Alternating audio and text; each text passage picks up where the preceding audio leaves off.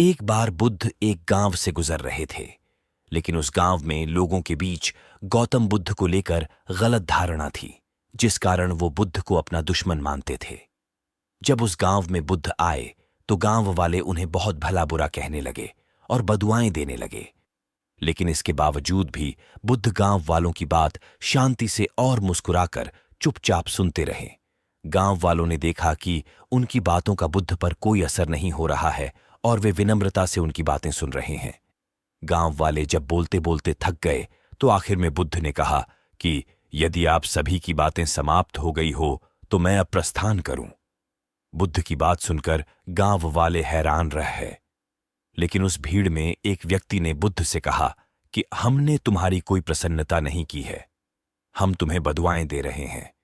क्या तुम्हें इससे कोई फर्क नहीं पड़ी डेढ़ता? बुद्ध मुस्कुराते हुए बोले, जाओ, मैं आपकी गालियां या बद्दुओं को लेता ही नहीं। आपके द्वारा दी गई गालियों से भला मेरा क्या होगा? जब तक कि मैं आपकी गालियों को स्वीकार ही नहीं करता, इसका कोई परिणाम ही नहीं होगा। जानते हैं, कुछ दिन पहले एक व्यक्ति ने मुझे बहुत सारे उपहार दिए, लेकिन मैंने उसे लेने से मना कर दिया। जब मैं लूंगा ही नहीं तो कोई मुझे कैसे दे पाएगा?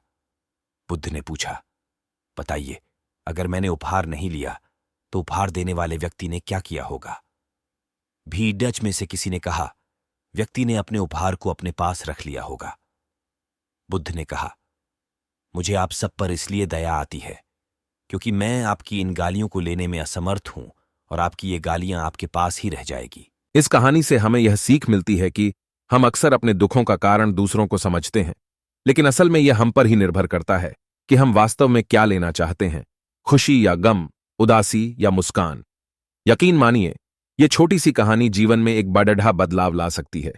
ऐसे ही मोटिवेशन कहानी से सीखकर अपनी जीवन बदल सकते हैं।